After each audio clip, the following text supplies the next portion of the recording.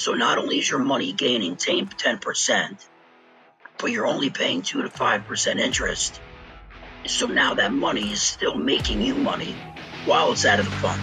Welcome to the Freedom Point Real Estate Podcast, where we talk about creating more time freedom through passive real estate investing. Passive investing in real estate challenges conventional investment wisdom. We are passionate about learning and sharing resources with others who are ready to transform their investing mindset. Quick disclaimer as always, I am not a CPA, I am not an attorney or a financial advisor. This is not financial advice, not telling you or anyone else what to do. The views and opinions expressed in these podcasts are provided for education and informational purposes only and are not necessarily the views of my employer, ADP. I'm glad you're here. Now let's dig in. All right, welcome back, Freedom Point Podcast listeners. Thank you again for jumping into another episode of the Freedom Point.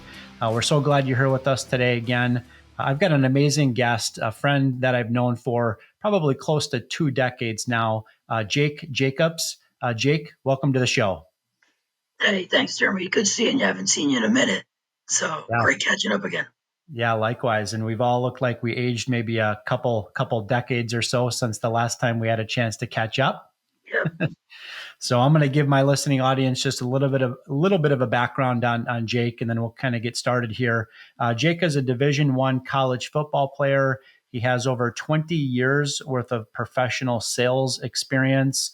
Jake is a cancer survivor, and he currently represents a firm that specializes in retirement vehicles that are focused on, get this, what everybody loves to talk about, and that is tax minimization. Okay, well, with that said, Jake, would you maybe kind of, giving our listening audience a little bit more background on yourself and really what you're currently focused on today? Yeah. Thanks, Jeremy. Yeah, like Jeremy said, I was a college football player, played a little bit after college. And I worked with, Jeremy, and I worked at, Fortune 100 company for 20 plus years. Then, unfortunately, I ended up getting cancer. And this is really how I backdoored into all this. So when I was first diagnosed, I was super successful, 20 plus President's Clubs. And then I was jammed up because now all of a sudden a salesperson has throat cancer. So basically what happened was I needed to get into my 401k to help fund treatments, mortgages, kid stuff, car payments. I mean, you name it. And this is where I really realized that every time I took money out, my money, I was penalized. I was taxed to the gills. And then anytime you take out, say you needed 50,000, you had to take out 80,000 to get to your end goal. And this really upset me because you go through it super quick. And that's how I kind of backdoored into this, because I didn't want other families to go through what I went through. So I investigated, and there has to be a better way to do this. So that's really how I ended up where I am today, because I want to help families protect themselves, not only short term, but long term as well. So, that's basically what drove me to this point. Yeah, no, that's great. I appreciate you kind of giving us a little bit of the backstory there. And, you're exactly right. It kind of hit me once when I had this conversation with somebody about, the 401k balance. And it can oftentimes get real exciting when people think about, wow, I'm kind of honing in on a 7-figure balance, or I've exceeded a 7-figure balance in the 401k. But, what they don't really understand, is really a couple of things. Number one, is your growth of your 401k retirement plan keeping up with the inflation rate? If it's not, then you're actually losing, some of your retirement nest egg, so to speak. The second piece to that is if you decide that you need to tap into your 401k plan, you're going to have some penalties to deal with, right? And second to that, you haven't really paid taxes on any of that income yet, those gains, in the 401k plan. So while it might seem really exciting, to have a 7-figure 401k balance, is that really going to be enough to retire on, number one? And number two, do you really have $1 million as a balance that's available to use, or is it something less? That makes sense? Oh, 100% on point. Kind of piggybacking what you're saying is that not only do 401ks have a ton of fees, there's penalties, there's taxes, and a lot of times when people get into retirement, they lose their major tax deductions. Your house is paid for, you don't have kids anymore. So now you're not writing things off like you did in the past. So your taxes will probably increase because you don't have those write-offs anymore. And then couple that with inflation. Imagine being retired today. Gas is 30% higher, groceries are 30% higher. All those things are negatively impacting a retirement that the masses have really all done thinking it's going to be the golden egg at the end of the rainbow. Yeah, 100%. And it's interesting because sometimes people might argue, well, if you look at my 401k balance, over the course of a 20 or 30-year run, it's up and to the right. Well, look at the consumer price index for inflation over the same 30-year period. And guess what? It's up and to the right, right? So, do you really are you really growing, your retirement number? And I'm definitely focused on, maybe what that proper nest egg number should be, to hit retirement. But and probably you as well, I'm certainly a lot more laser focused on what that cash flow, number is, because really it's that cash flow number that people should be focused on when they consider, the option of retirement. And I do see a lot of people taking, really changing up their strategy as it relates to, this massive amount that they have in their 401k plans. I'm seeing a lot of people tapping into those funds through what's called a ROBS plan to invest in things like franchise ownership, right? I also see a lot of investors that are now starting to set up a self-directed IRAs, through an SDIRA custodian, so they can then choose to, partition off some of those funds, to invest in things like real estate and other, alternative asset classes. So obviously that's not the point of the conversation here today, Jake. I really wanted to kind of dive into something, that I know that you're real passionate about, and that is, the indexed, universal life insurance, or otherwise known as the laser fund. So could you really help give our listening audience a brief overview of how indexed universal life insurance generally works? Yeah, so an indexed universal life. So really what I focus on is the laser fund approach, which is a mentality of an IUL. So every laser fund is an IUL, but not every IUL is a laser fund. So you see things on, social media, you see things elsewhere. And really with any insurance program, the key is how you set it up. So I think of a laser fund and an IUL. I think of it as a laser fund. So I'm going to use a golf analogy, right? If I gave you Tiger Woods golf clubs, would you be as good as Tiger Woods? No, it's the swing, right? You could probably give Tiger Woods a stick and he would probably beat all of us, right? So I compare the IUL is the clubs, but the laser fund approach is the swing. So not many folks really understand the minutia of how to set one up correctly. Because with every product, like I had a client, she set up an IUL with her brother-in-law who was a licensed agent. And here I am now trying to fix this because the key is the setup. The key is the swing. So that's the most important part. And the laser fund really focuses on a couple things. Liquidity, right? So you want access to your money. When I think of retirement, I want to have access to my money. When you have it in a 401k, penalized, taxes, you got to be a certain age to take it out. And then if you don't take it out by 72, they start penalizing you because you're not taking it out fast enough. The laser fund liquidity, you could have access to it anytime you want, whenever you want. Safety. So when you're in retirement, you shouldn't take, or if you're in retirement, you really should take your retirement funds out of the S&P 500, out of the market. Because once you're retired, there's no money going into your retirement anymore. You're taking money out of it. Can you leave it there and be at risk of a 2008 housing bubble? No, those folks lost 80% overnight. So when you're retired, you need to move your money to a safer vehicle with much less return because you can't take the risk and you're taking money out of it.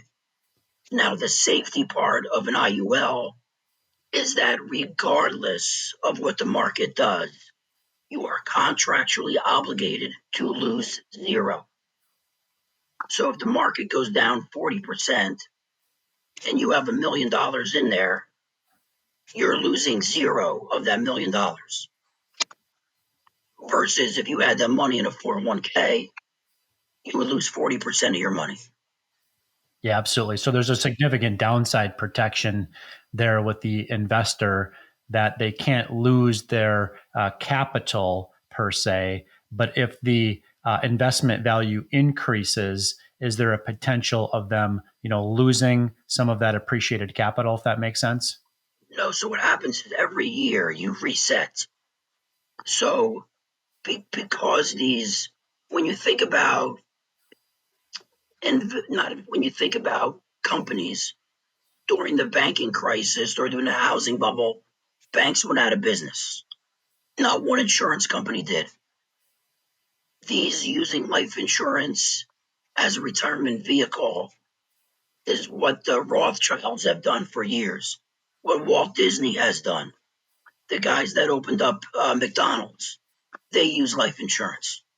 So this has been around by the super wealthy and the uber rich for over a century. Now I'm just bringing it to the everyday folks to give them a vehicle that grows tax-free. You can access money tax-free. And then when you die, you leave a tax-free benefit. Yeah, that makes sense. Can you explain to me a little bit about, what are the different types of investment options that are available within a laser fund? Yeah, so what happens is, so these funds are index funds. So it's not your traditional, Tesla, whatever. These are index funds. So insurance companies are definitely the most conservative when it comes to their money. So these funds are index funds that insurance company buys options. So they're much safer. So the same way they give you protection of having a 0% floor, they'll also say you have a ceiling or a cap of 12, 15%. And depending what fund you're in, some have no caps. So depending on the market, that's why we sit with our clients every single year, because if there's a down year in the market, the next year probably will be an up year, and that's where you take away the cap. So there's different funds you could do, but the best thing to do is diversify. But the key thing is that these are index funds based on inflation, cost of living, and also the key part is safety. Right. Yeah, that makes sense. What scenarios might somebody prefer a laser fund over just a traditional life insurance policy? So I'm glad you asked this.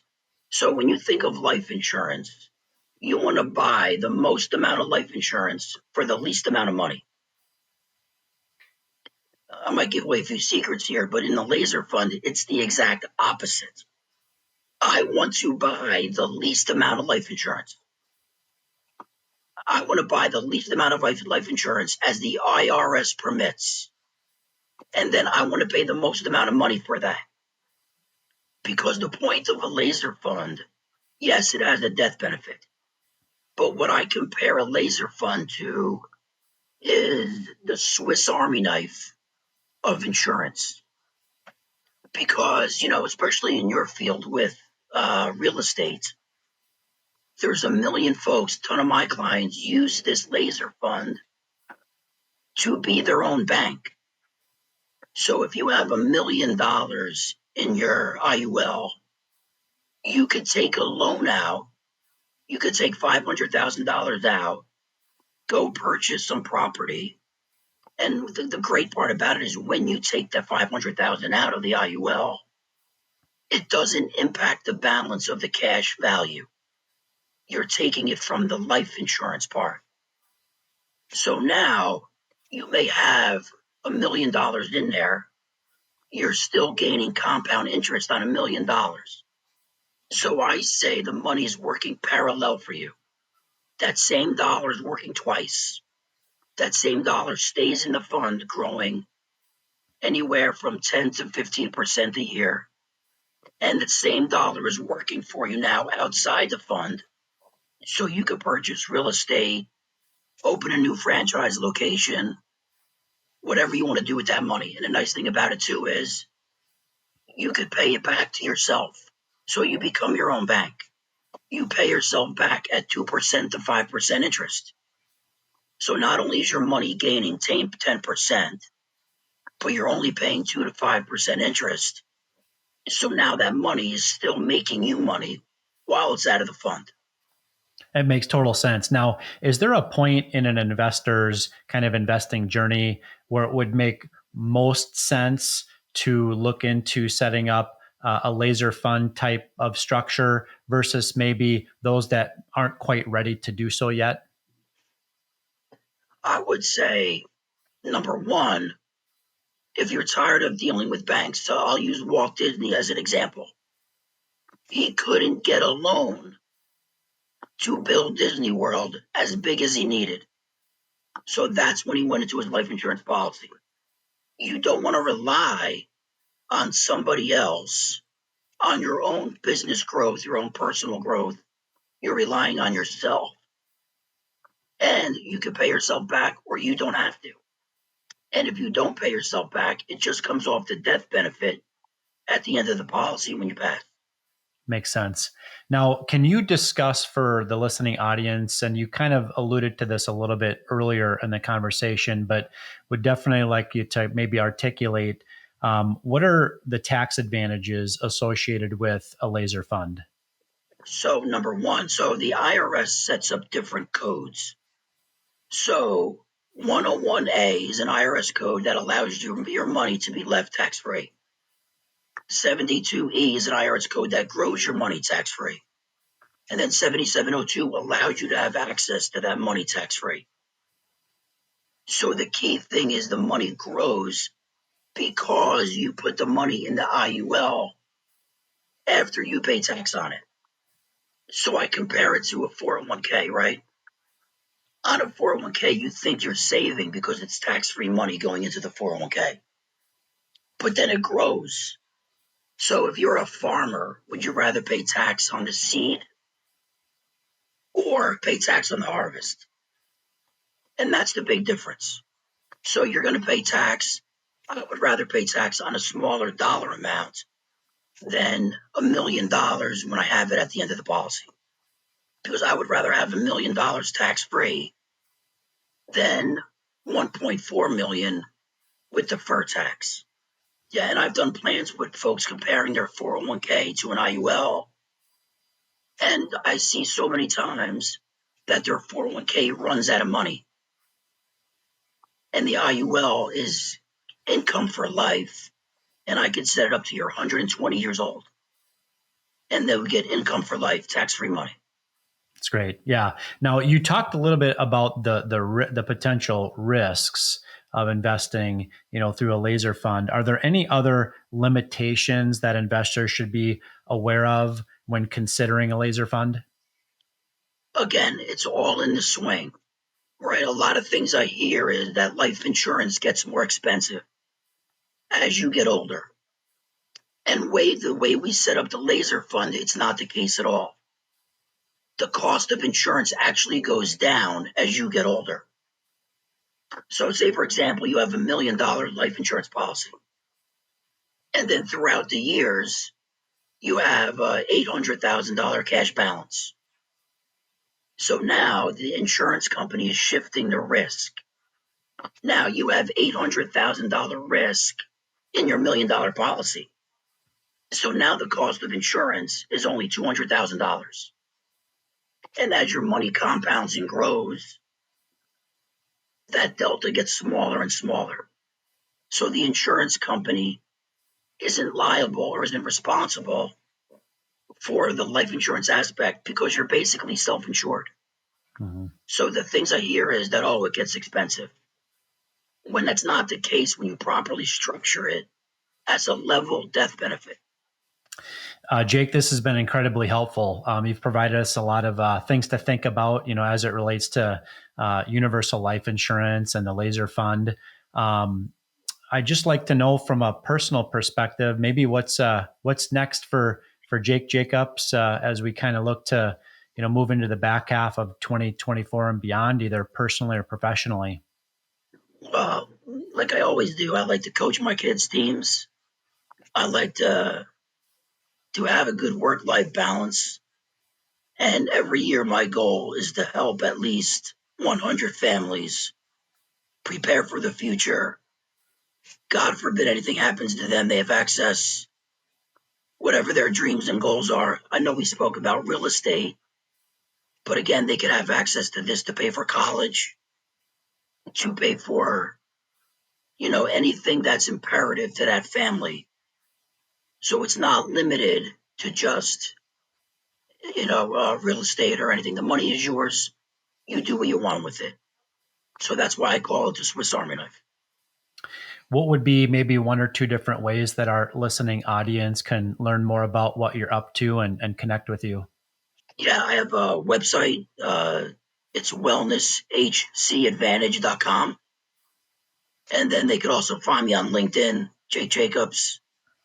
And they can email me at jake.jacobs@wellnesshcadvantage.com. That's great. Well, we'll definitely put those links in the show notes for the episode. Jake, this has been excellent. Thank you for providing so much value and for joining us on the show today. Yeah, thanks for having me. And when you asked, I was so glad. It was great seeing you and catching up. You as well. And listening audience, thank you again for jumping into another episode of The Freedom Point. We look forward to having you join us on the next episode. Thank you for hanging out with us today and for listening to the Freedom Point podcast, powered by Starting Point Capital. This show is for entertainment purposes only. Nothing said on this show should be considered financial advice. Before making any financial decision, please consult with a professional. This show is copyrighted by the Freedom Point podcast. Written permissions must be granted before syndication or rebroadcasting. If you're interested in connecting, you can find contact information at startingpointcapital.com.